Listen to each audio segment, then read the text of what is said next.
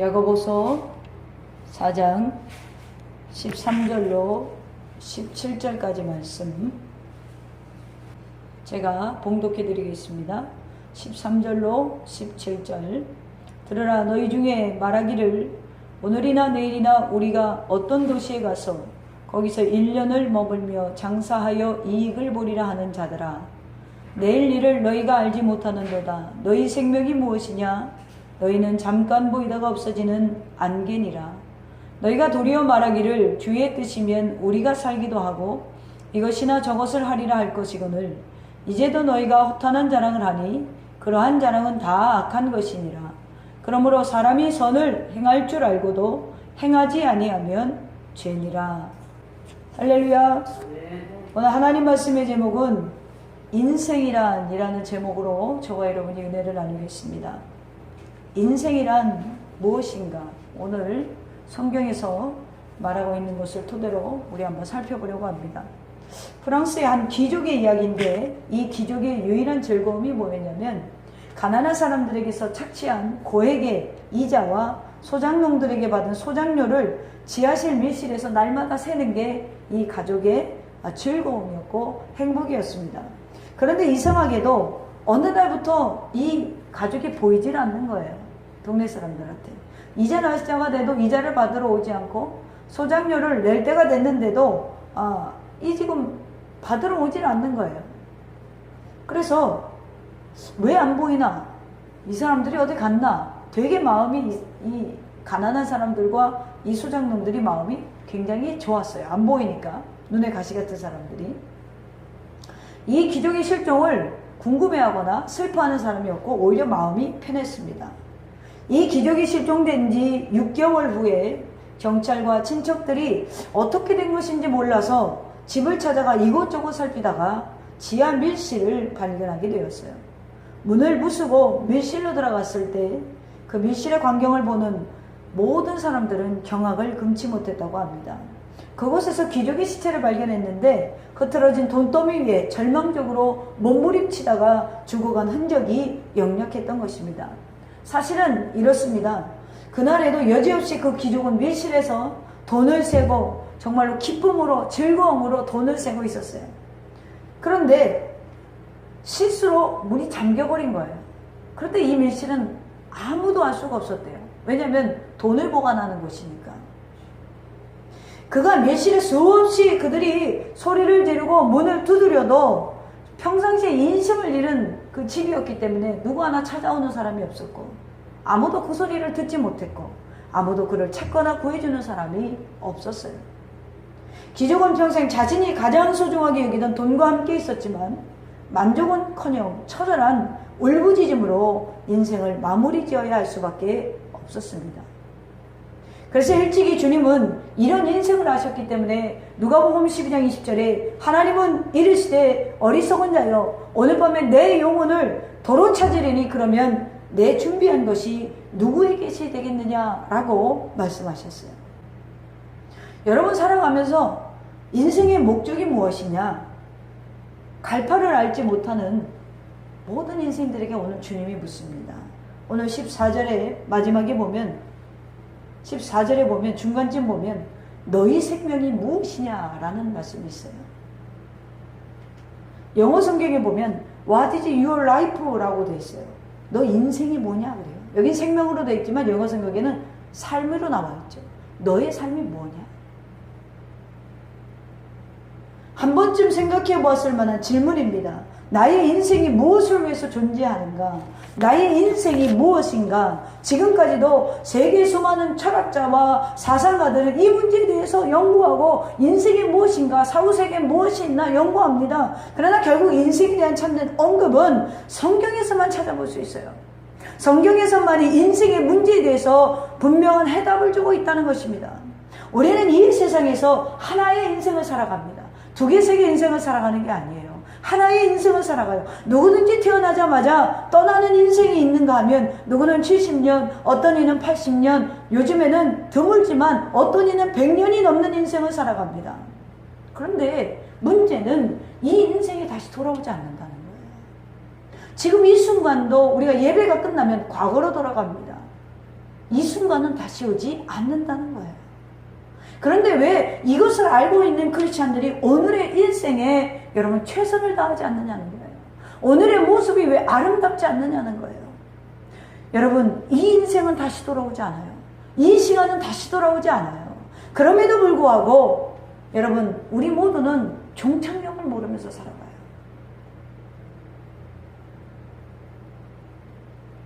그래서 오늘 성경은 우리에게 한 사람 한 사람에게 주님이 묻고 계시는 거예요. 인생이 무엇이냐? 너의 삶이 무엇이냐? 우리 남편 집사님이 어디를 가면 그렇게 돈을 아껴요. 그러니까 우리 둘이 갔을 때 차를 2잔 시킨 적이 없어요. 2잔 시킨 건 아마 우리 작은 이모가 하는 카페 갔을 때 2잔 시킨 게 처음일 거예요. 커피를 1잔 시켜놓으면 저가 다 먹을 때까지 기다리고 있다가 제가 질리면 그때서 먹어요. 언젠가 커피를 1잔 먹고 제가 갈증이 나서 그걸 다 마신 거예요. 제가 그게 물을 정도로 많이 못 먹는데 다 먹다 보니까 미안한 거예요. 내가 갈증이 나서 다 먹었는데 난 아직도 커피가 필요한 것 같아. 그래서 이렇게 보니까 맥도날드가 있어요. 저기 가면 500원짜리 아이스크림이 있거든요. 맥도날드 가면. 자, 아이스크림 사줄까? 내가 미안해서 그랬어요. 그랬더니 안 먹는데요. 왜 안 먹어? 자기는 오늘 아껴서 늙어서 여유롭게 쓰고 싶대요. 그래서 늙음이 우리에게 있을지 없을지 모른다. 오늘 우리가 하루하루 행복하고 즐거운 게 더 좋지 않는가? 그렇게 얘기를 했어요. 자, 사고가 조금 다르죠.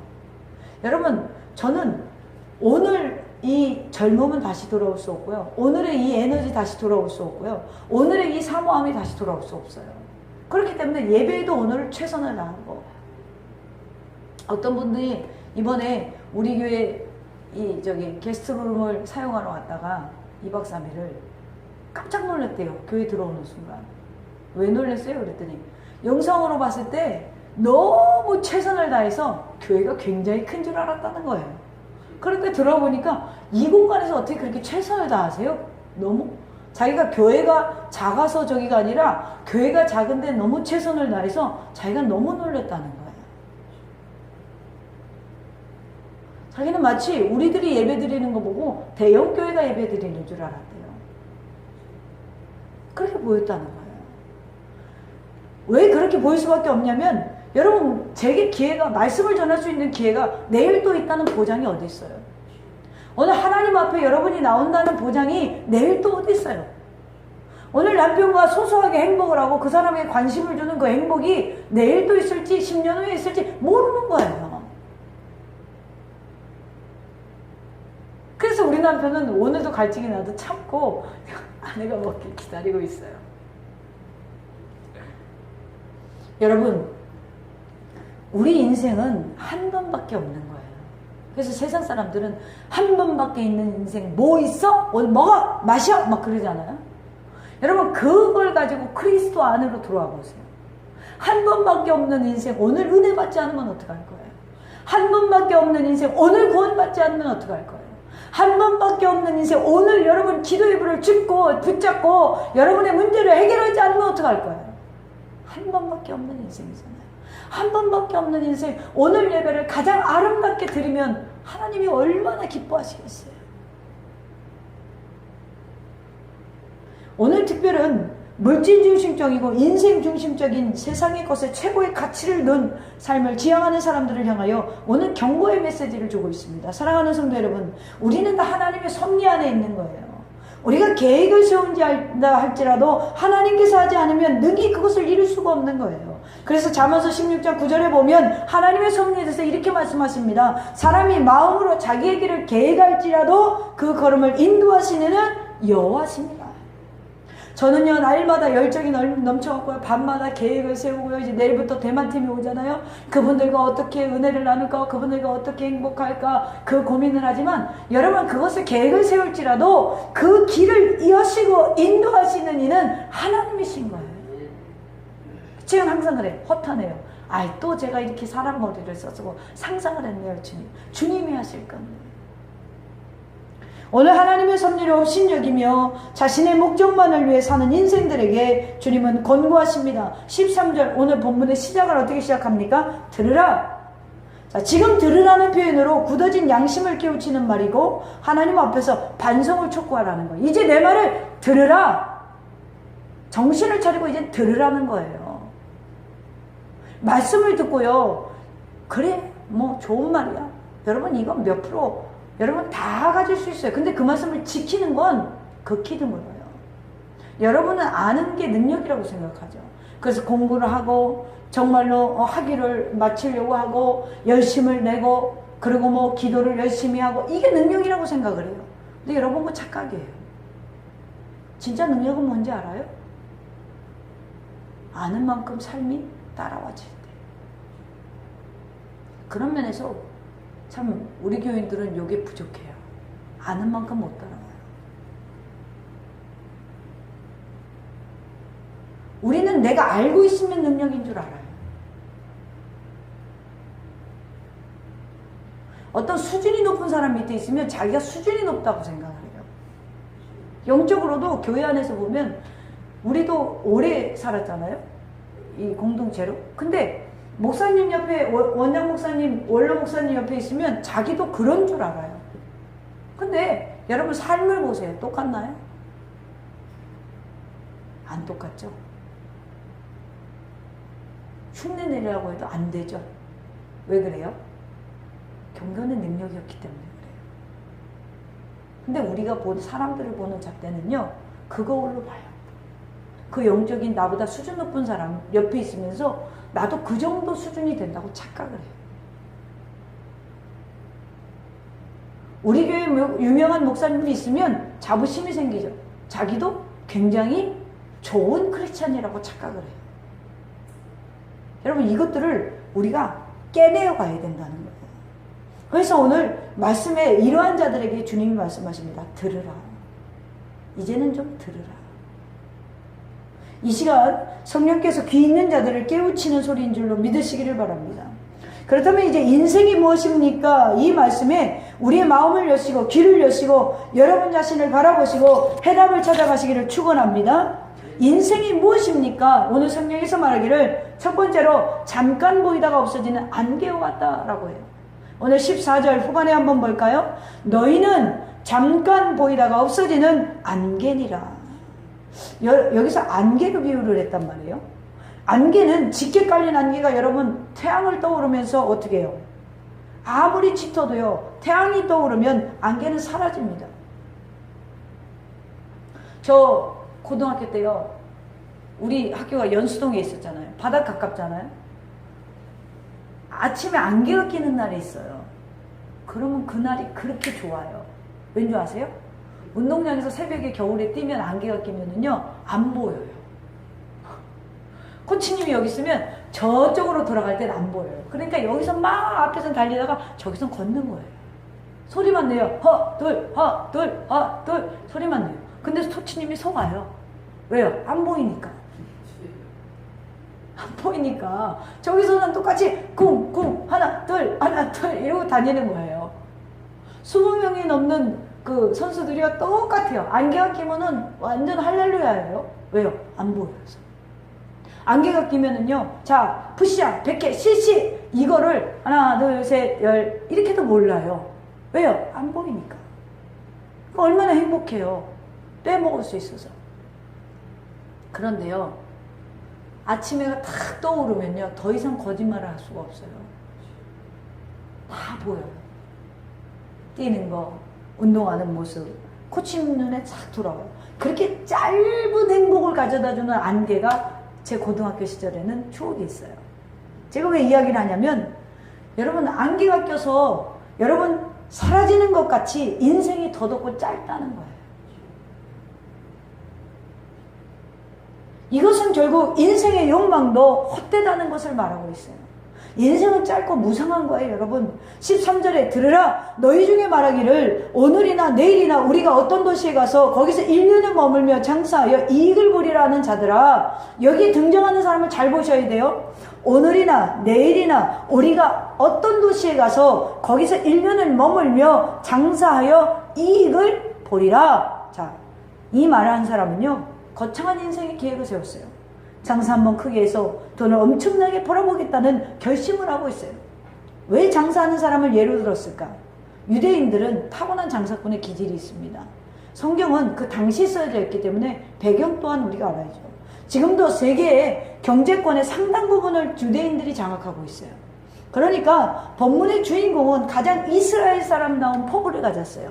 어떤 도시에 가서 장사하여 많은 이익을 남긴다는 것은 유대인으로서 적당한 포부입니다. 장사해서 큰 돈을 벌어보려 하는 것이 그 당시 젊은이들의 꿈이었기 때문에 그래요. 본문에 기록된 당시에도 상업이 엄청나게 발달됐어요. 옛날 사람들이 무슨 장사를 했냐 하겠지만 아니에요. 옛날에는 도시를 전략적으로 만들었습니다. 이렇게 도시가 들어서게 되면 모든 장사꾼이 새 도시로 모여들어서 장사 한번 크게 해보려고 꿈을 갖고 들어와요. 또한 치밀한 계획과 수단이 필요한 직업이 뭐냐고 물으면 당시로서는 무역상이었어요. 치밀하게 자기 미래를 계획하는 전형적인 모델로서 이스라엘 사람들의 가장 어필하는 사람이 13절에서 말하는 장사꾼이에요. 자, 상상해 보세요. 거대한 무역을 통하여 엄청난 돈을 벌어보려는 이 사람이 지금 지도를 쫙 펴놓고 바라보고 있어요. 지도를 보면서 계획을 세우는데 참으로 치밀해요. 왜냐하면 이 사람은 목적이 분명해요. 또한 행선지도 명백해요. 행선지가 어디예요? 어떤 도시에 가서. 자, 여기서 어떤 도시라는 말을 오해하면 안 돼요. 아무 도시나 무작정 간다는 게 아니에요. 아무나 가서 내가 돈 벌어야지 이게 아니에요. 정반대의 뜻입니다. 영어로 된 성경을 보면 this city라고 돼 있어요. 이 도시라고 돼 있어요. 해석해보면 도시 이름을 대지는 않았지만 내가 지금 지도를 펴고 이 도시에 가서 내가 이 문을 남겨보겠다. 이 지금 계획이 이 장사꾼은 세워져 있어요. 바로 이 도시에 가서 이런 뜻이에요. 내가 다 조사해보고 찜 찍어놓은 거기에서 이 도시에서 내가 장사를 해보겠다는 거예요. 이 수많은 대상이 되는 도시들 중에 한 도시를 선택했고요. 그 도시의 환경이 어떠한지, 어떤 물건이 필요한지, 잘 팔 수 있는지 이미 시장 조사도 끝낸 이러한 철저한 장사꾼입니다. 그러고 나서 이제 기간을 정하죠. 얼마를 정합니까? 1년을 머물며. 자, 체류 기간도 정했어요. 가서 뭘 할 건지도 정했어요. 장사를 하리라. 무역을 하겠다는 것이죠. 어떤 물건을 어디서 사서 어디다 팔지, 어떻게 운송할지, 얼만큼 자금을 낼지, 얼마 동안 머물지, 목적도 확실하게 설정하고 있어요. 목적이 뭐예요? 돈을 버는 것이죠. 보세요. 이 사람은 지금 무모한 짓 하는 게 아니고요. 굉장히 똑똑한 사람이에요. 치밀하고 계획적이고 목적도 완벽하게 세웠어요. 자, 이런 사람을 가리켜 세상 사람들이 뭐냐면 스마트한 사람, 자신만만한 사람, 똑똑한 사람 이렇게 부르죠. 치밀한 사람. 한마디로 세상에 잣대로 보면 칭찬받을 만한 사람이에요. 그런데 오늘 야곱 보고 좀 더 깊은 수준에서 이 젊은이의 인생을 지금 조명하고 있죠. 그러고 나서 이 젊은 주인공이 지금 결정적인 실수를 하고 있다고 경고하고 있어요. 그게 뭡니까? 이 사람이 지금 인생이 뭔지를 모르고 있다는 거예요. 자기가 돈을 벌려고 치밀하게 계획은 세웠지만 이 장사꾼은 인생을 모른다라고 했어요. 여러분이 생각하는 인생이 뭐예요? 14절에서 말하고 있잖아요. 너희는 잠깐 보이다 없어지는 안개이라. 본문을 보면 이 세상에서 우리의 인생이 너무나 짧고 신속히 간다는 걸 강조하는 거예요. 오늘 주님이 우리에게 주시는 메시지는 이 사실을 기억하며 살라는 거예요. 너희는 안개와 같다. 즉 세월을 아끼고 예수 그리스도로 말미암아 영원한 천국의 기회를 너희 짧은 인생 기간 동안 그것을 놓지 말라고 이야기하고 있는 거예요. 이 기회는 오늘 세상의 잣대로 바라본 장사꾼의 이야기하는 것이 아닙니다. 성도에게 있어서는 기회라는 것은 기도할 수 있는 시간, 전도할 수 있는 시간, 봉사할 수 있는 시간, 이 시간이 다 가기 전에 세월을 아끼고 기회를 잡으면서 구원의 반열에 있으라는 것입니다. 마태복음 25장에서 등장하는 열처녀의 비유 가운데 기름등불 준비된 5처녀나 준비되지 못한 5처녀나 등불은 다 있었어요. 등은 다 있었다는 것입니다. 그런데 뭐가 없었어요? 불도 켜놨어요. 뭐가 없었습니까? 그런데 곧 떨어질 기름과 넉넉히 때울 기름이 준비되어 있는 자들의 차이예요. 이것은 결국 쌓아놓은 것이 없는 사람과 쌓아놓은 것이 있다는 사람입니다. 전도로, 기도로, 말씀으로, 행함으로 믿음의 열매 없는 삶을 말하는 거예요.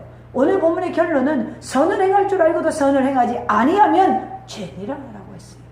결국에는 여러분 이 땅에 살아가면서 안개와 같이 지나가는 인생에 우리가 필요한 것은 뭐냐면 하나님 앞에 기름 등불에 불이 꺼지지 않는 기름을 비축해 놓는 거예요.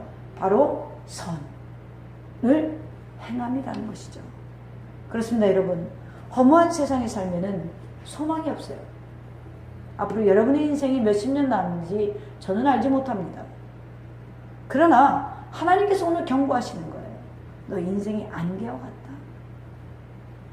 여기 인천공항 근처에는 안개가 많이 끼죠. 새벽에 여기를 넘어오면은요, 잘 칠같이 안 보이는 날이 많아요. 그런데요, 11시가 되기 전에 그 안개는 다 걷혀요.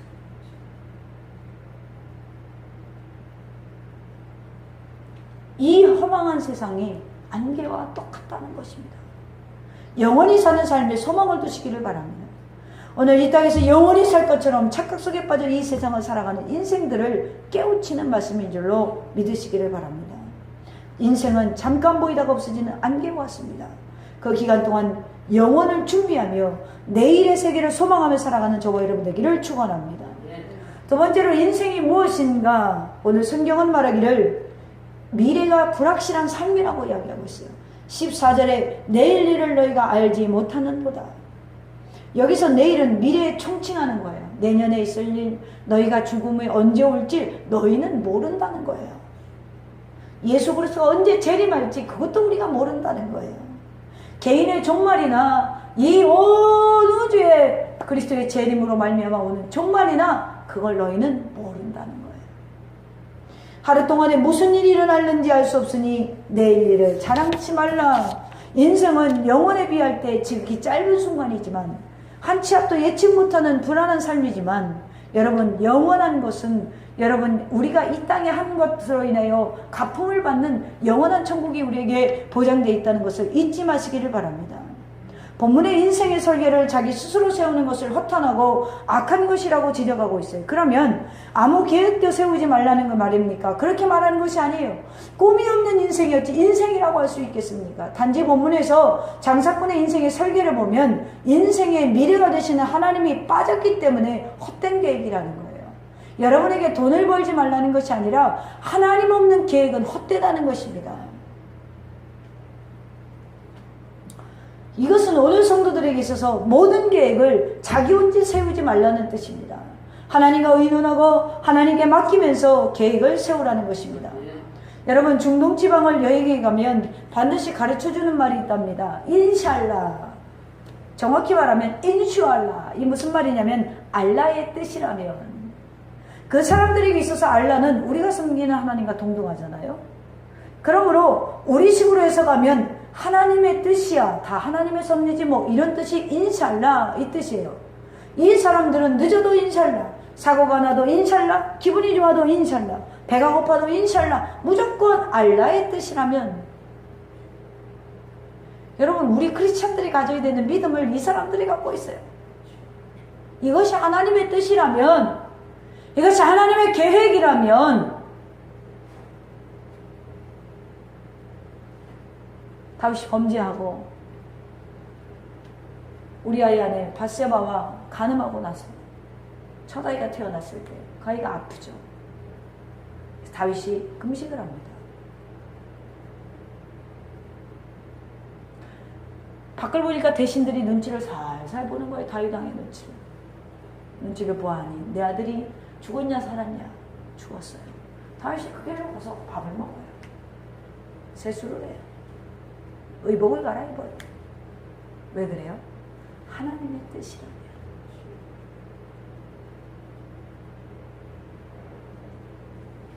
범죄했지만 하나님께서 자신을 징계한 것이라면 받아들인다는 거예요. 회개했지만 징계가 임한다면 그저 순종한다는 거예요. 그래서 하나님은 다윗에게 더 훌륭한 아들을 주셨죠. 여러분 오늘 15절에 보면 너희가 도리어 말하기를 주의 뜻이면 우리가 살기도 하고 이것이나 저것을 하리라 할 것이오늘. 자, 너희가 도리어 말하기를 주의 뜻이면 우리가 살기도 하고 이것이나 저것을 하리라 할 것이오늘. 자, 이 말씀을 잘못 해놓고 하나님의 뜻이야, 이건 아니에요.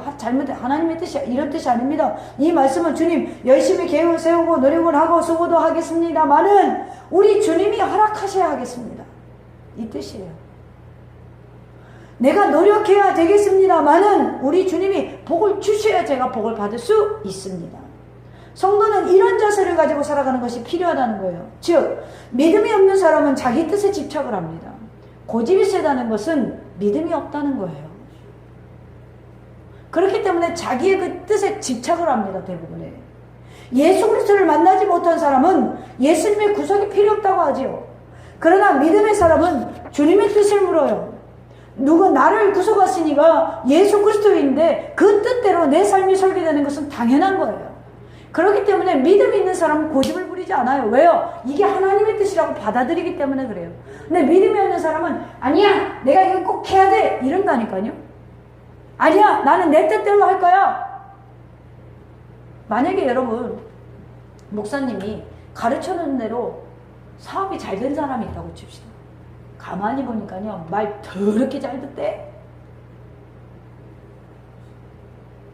왜? 아이고 더 넓은 데로 가세요. 그 다음에 제가요 1,000만 원밖에 못 벌었어요. 아니에요, 권사님 3,000만 원 번다고 기도하세요. 그러면 하나님이 3,000만 원 벌었어요. 목사님, 그러면 시키는 대로 아멘 할렐루야예요. 여러분 이게 뭐냐면 그 목사님 말을 들을 때 자기가 순종한다는 믿음이 있기 때문에 그 순종을 하는 거거든요. 그런데 여러분 좀 비유가 그렇지만 여러분 우리가 믿음이 없으니까 목사가 이렇게 하세요 그러면은 개똥으로 안 듣는 거야. 어떻게 내가 산에 올라가서 능력을 받아오든지 해야지.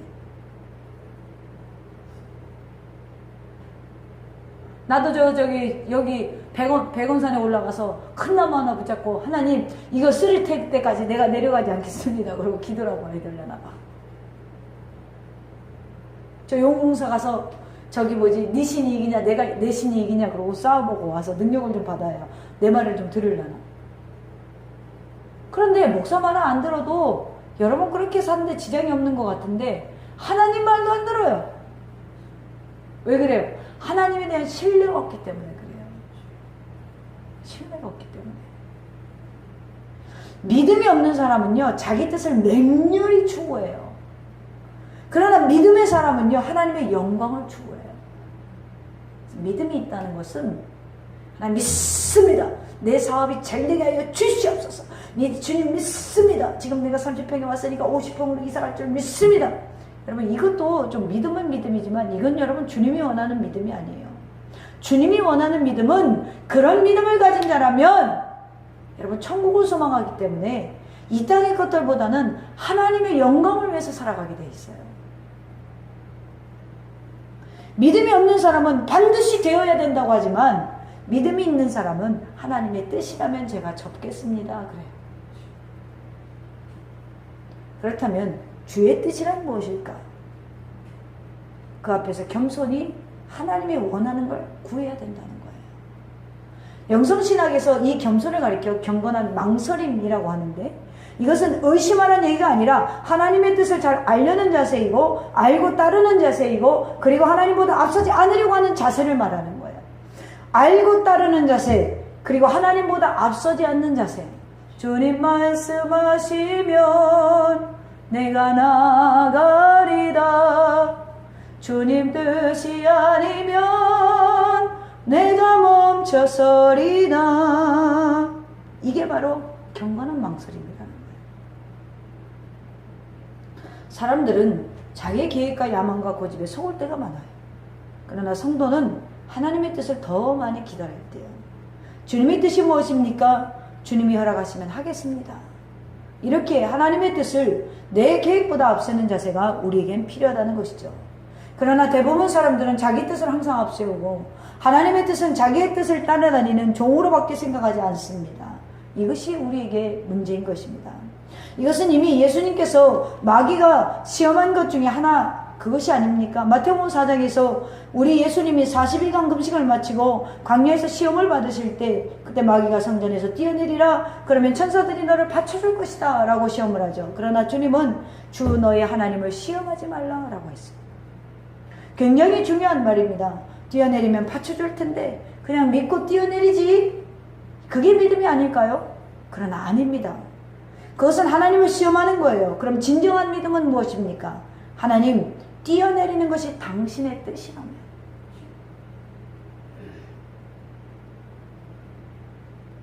당신의 뜻이라면, 이렇게 우리는 물어야 되는 거예요. 우리 안에 답을 정해놓고 대부분의 사람들이 기도를 하죠.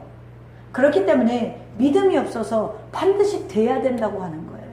그리고 머뭇머뭇거리는 거예요. 하나님의 뜻이라면. 여러분, 우리가 하나님의 뜻을 물어야 되는데 묻지 않아요. 왜 그래요? 저도 제 마음대로 하고 싶은 게 있거든요. 그러니까 묻질 않아요. 그러니까 묻지 않고 내 마음대로 결정할 때가 많아요. 내 마음대로 결정해놓고 하나님이 응답 안 해주면 어떡합니까? 그러니까 묻지 못하는 것들이 저도 가끔은 있어요. 가끔 우리 목사님이 그래요. 우리 엄마 목사님이, 야, 너는 왜 그거 그렇게 의논도 없이 하냐? 의논하면 하지 말라고 그럴 거니까. 의논은 안 하죠. 마찬가지예요. 우리 신앙생활 하면서 하나님께 의논 안 하는 것들이 굉장히 많아요. 왜 그래요? 나의 뜻은 정해졌으니 주님이여 도와주시옵소서. 이렇기 때문에 그래요. 아버지 뜻이 무엇인지 주님의 뜻이라면 제가 따르리이다 이래야 되는데, 나의 뜻은 정해졌으니 아버지여 내게 축복하여 주시옵소서. 제멋대로 하고 나서 어려운 일 당하면 원망을 받는 건 누구예요? 제가 가끔 농담을 하는 말이 있죠. 한국 성도들 하도 삿대질을 잘해가지고 주님의 보좌가 뚫어졌을 수도 있다고. 이게 농담이에요. 그러므로 우리에게 필요한 것은 여러분 뭐예요? 계획을 세우지 말라는 것이 아닙니다. 계획을 세우지 않는 것은 게으름이잖아요. 계획을 세우지 말라는 것이 아니라 이 계획이 하나님의 뜻이라면 내가 나아가리이다. 이 계획이 하나님의 뜻이 아니라면 제가 접겠습니다.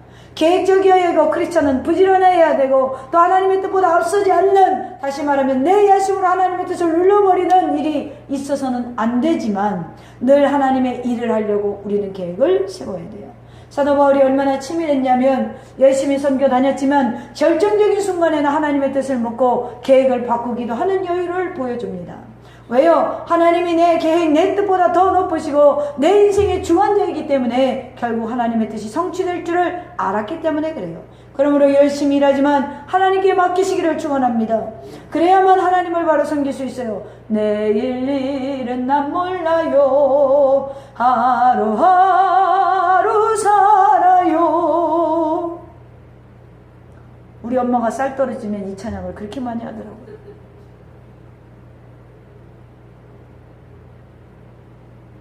제가 어렸을 때 임대 아파트에 살았는데 3개월 동안 그 관리비를 안 내면 그 3개월 다 돼가기 한 일주일 전 점점에 노란색에 빨간색 이렇게 쫙 돼 있는 게 있어요. 스티커가.